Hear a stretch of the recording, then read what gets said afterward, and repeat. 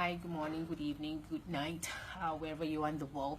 My name is Mika D'Souza. I'm from Figueroa, Asia. It has been pretty much a very interesting week, and I went to the Highlands, basically gender bite, to visit my mentor, who conducted a short seminar of sort to teach ardent figures in Malaysia. So I lended him my support, stayed overnight in my car, but it was all worth it, and I hope those speakers who were there have pretty much gained a lot of knowledge from it. So what I've learned over the couple of weeks, in fact, and over the last 1 day or 2 days, was that a lot of you actually requested on knowing how we actually do our propagating of the cuttings of figs. I call it, the Connie call it, the Aryan way of doing, because Dato and I pretty much share the same birth date in the month of April, so we're Aryan, so I call it the Aryan method. Okay, so pardon my hair, it's horrible. I haven't slept for the last 2 days, to be honest. So I've got a couple over here, one of which is already completed, so I'm going to tell you how to kind of top it up and so forth. So I've got a cutting over here with a couple of notes. Very nice. Oh, I love this. So I've got a Brunoro Black.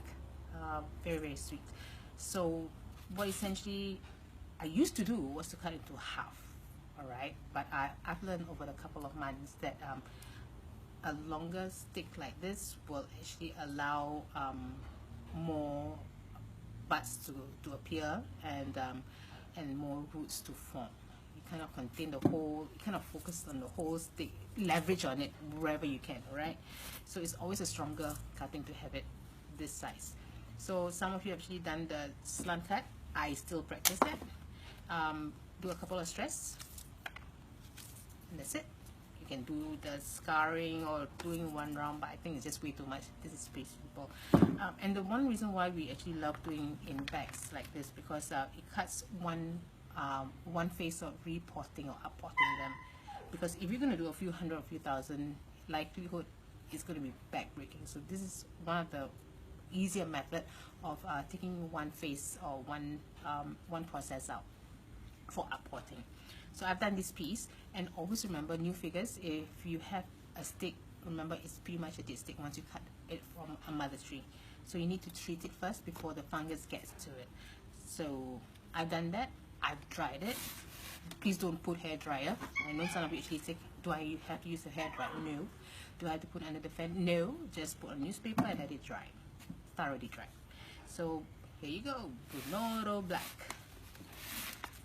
Polybag, this size. This is the right size, to be honest. Anything bigger, you will risk over watering it and allow the stick to have root rot, whichever roots, whatever root is going to come out of it. And remember, I've told some of you, you need to make some additional cuts so that when you pour the water gets drained out pretty fast and doesn't stay at the bottom. Again, remember, they don't like wet feet. Do a slant. The slant actually works, to be honest, for cuttings. Please don't do the straight cut, so-called straight cut. I'm not talking about jeans. And there you go. The more you can put into the bag. Remember, I told you about 2/3 of it and expose about 1/3 is the best. In this case, is fairly around there. Fill it up, and voila, you're done. So I've got the completed version over here. Very nice and tight, and so forth. Water it one time. Flush it, water it really well. Pick it up or put it onto a couple of bricks. Let the water drain out thoroughly before you decide to put it under indirect sun or inside the house. Not inside the house, but in your house compound.